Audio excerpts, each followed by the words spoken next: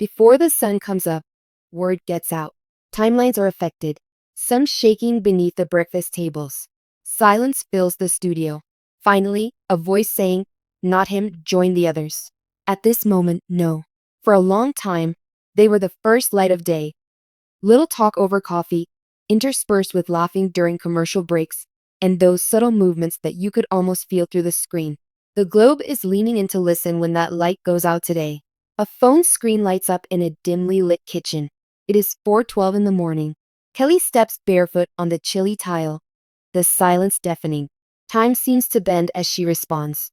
She just makes out the words as a steady but trembling voice says them. Instead of crashing, the cup in her hand gracefully falls to the counter, as if in prayer. The family calendar holds her fixed gaze. Handwritten notes. Get ready. Joining friends for dinner. Get away for the weekend. The existence of tomorrow was proven yesterday. There was evidence that forever had intentions. And initially, she remains silent.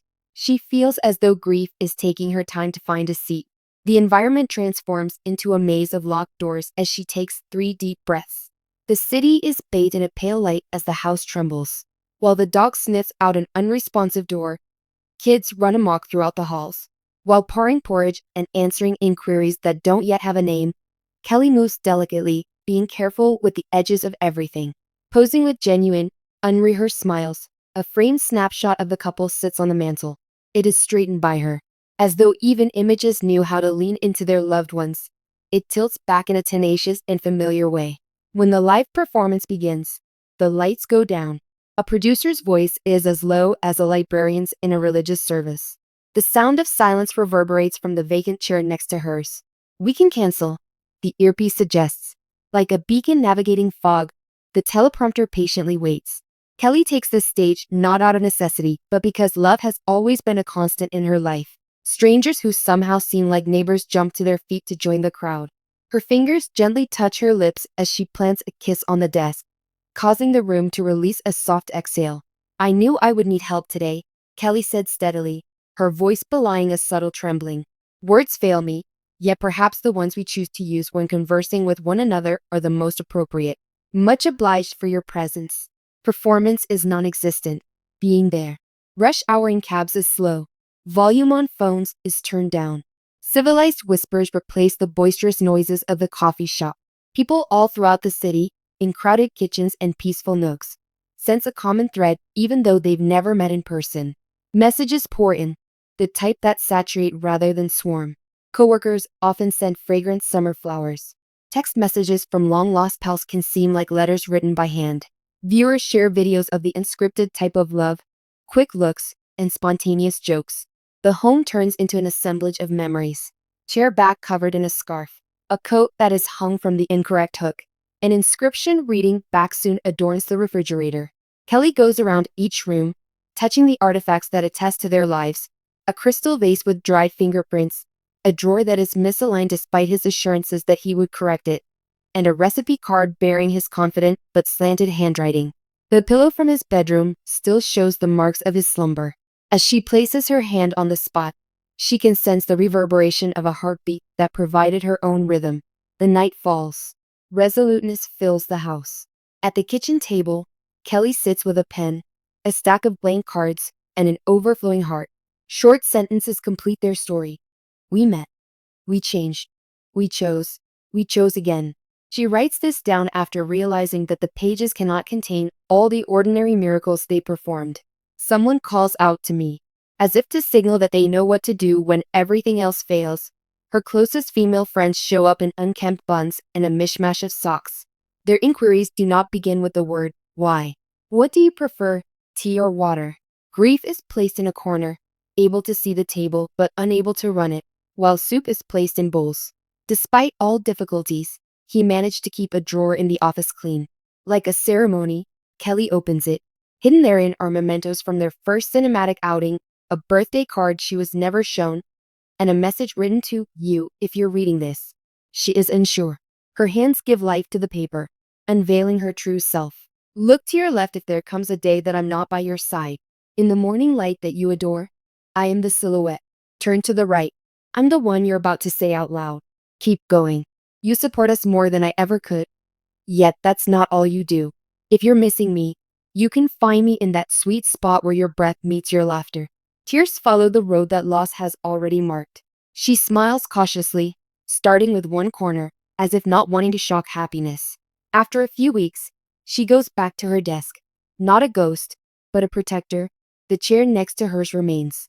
She delicately places a photograph at the frame's edge, not for the camera, but for the pause that occurs between each shot. I picked up some new information, Kelly. Lovers don't depart. They only move. It progresses into tales, music, recipes, and the way your pals insist you consume certain foods.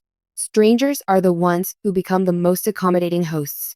I will be there for you if you have suffered a loss. And today, if you haven't already, become near to your people a bit more. No, it's out of gratitude, not fear. A new day dawns with bravery. The city bestows upon her little acts of kindness. A barista who keeps track of her order, a cab driver who silently lowers the volume, and a young girl who comments, "He looks happy." Sadness doesn't go away. It just gets better at being polite and doesn't destroy everything in its path. It coexists with mirth when the days begin to turn once more. On the fridge, she maintains a list of eyewitnesses. Who won today? From time to time, it's her daughter's joke. Every now and again, the neighbor comes through and takes the recycle can. Every now and then it's like the letter in the drawer. Crumpled, unfolded, crumpled again, becoming softer with each fold and stronger with each truth. A backyard dance, a cookie-making flower fight, and a kiss that the light from the fridge stole are all home films. Rather than being static like a statue, their love in this made-up universe is more like a river. It flows, it reflects, it floods, but it always finds a way. With practice, she is able to swim while simultaneously using one arm to reach. The kids find out that happy-go-lucky and foolish go hand in hand. Doorways can still signify welcome home to the dog, even when the key turns in a different way now. She skips waiting for a text that never comes. First holiday, first birthday, first late night. Every first feels like an exam for which she never prepared. Rather than passing them, she manages to survive them. Plus, there's an understated brilliance about surviving. She plants the tomatoes he was going to plant on a second chance spring morning. He insisted they had the flavor of July when you closed your eyes. "Look at you, still arriving," she whispers as shoots break the dirt. She retrieves a notepad and responds to him in writing. Certainly not a farewell. A brief aside. On a side note, I recollected the tale you consistently overlooked in the most enjoyable portion, Kelly writes with a steady voice. Just so you know, I used tape and sheer tenacity to straighten out the crooked drawer. Just so you know, the kids' laughter matches yours in pitch. Just so you know, love, your love, keeps the coffee brewing. Along with the ticket stub and the letter that was discovered by her when the home felt too huge, she puts the message in the same drawer. In our made-up story, loss is more like a shoreline than a cliff, rough and unforgiving, sure, but carved by waves that are familiar with their own dance. She allows her feet to touch the sea and the earth as she stands there. I will not tell you to be strong if you are in pain. You will be told to be held. Soup can be brought by anyone. Allow the sun to ascend the curtain. Give in to the dog's demands when you'd rather not go for a walk. I assure you, love is here. It's just structured differently. Her smile is delicate, like a flame being carried by the wind. It begins in the eyes and moves slowly outward. Not darkness, but morning. The screen disappears.